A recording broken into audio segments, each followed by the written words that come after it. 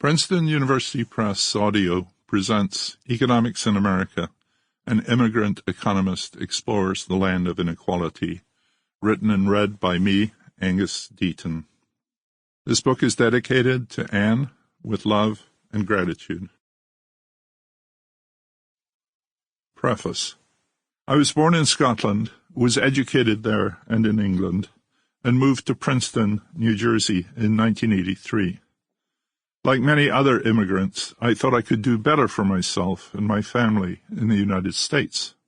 Princeton University seemed like it would be a splendid place to work, as indeed it was, and I'd been poor enough as a child and young man to appreciate the security that an American salary offered.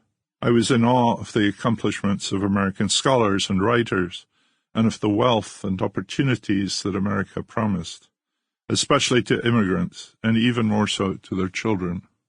I am still in awe. But there is also a dark side.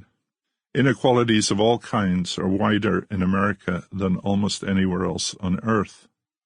Some of them are good. The opportunities are real, and some people take more advantage of them than do others. The United States is less interested than is Europe in providing for people who could not or who did not benefit from these opportunities. Indeed, many argue that the two things are connected. The opportunities work best when there is no safety net to distract people from seizing them, and that with so many opportunities, we do not need a safety net.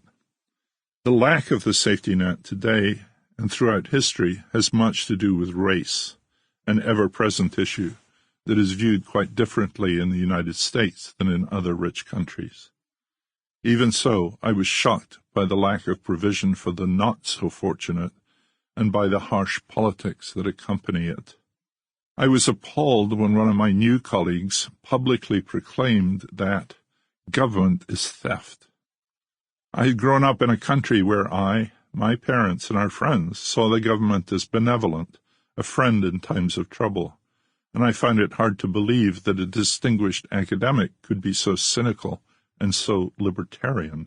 I still do not agree with his sentiment, but I have come to understand the extent to which state and federal government in the United States often work not to protect ordinary people, but to help rich predators make ordinary people poorer.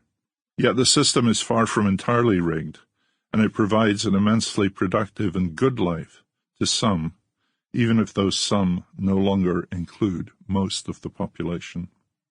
For the last quarter century, I have written regular bulletins for Britain's Royal Economic Society, reflecting on what I have seen, both good and bad, sometimes in awe and sometimes in shock. I have used these reflections as the starting point for this book, though I have updated the original material and added a great deal that is new. I have divided the book into sections, each associated with a specific topic. The original pieces were written over a 25-year period, but I have not kept the chronological order. Instead, I have edited to try to make them of current interest, but without changing the arguments. Each is written from the viewpoint of the end of 2022.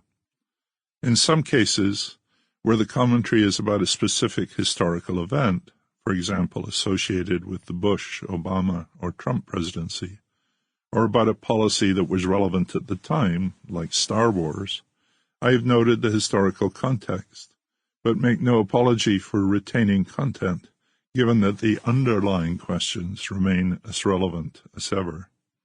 Each section starts with a guide that explains its content and how it relates to the overarching themes of the book. I find myself returning again and again to the same set of issues, above all to inequality in its many manifestations. With a constant eye on inequality, I write about healthcare, pensions, the stock market, and poverty at home and abroad. I'm an economist who works with and cares about numbers, about how data can and should shape our understanding, but also about how data affect politics and how politics affect data, what I think of as the politics of numbers. Economists are deeply involved in policy, more so than other academics.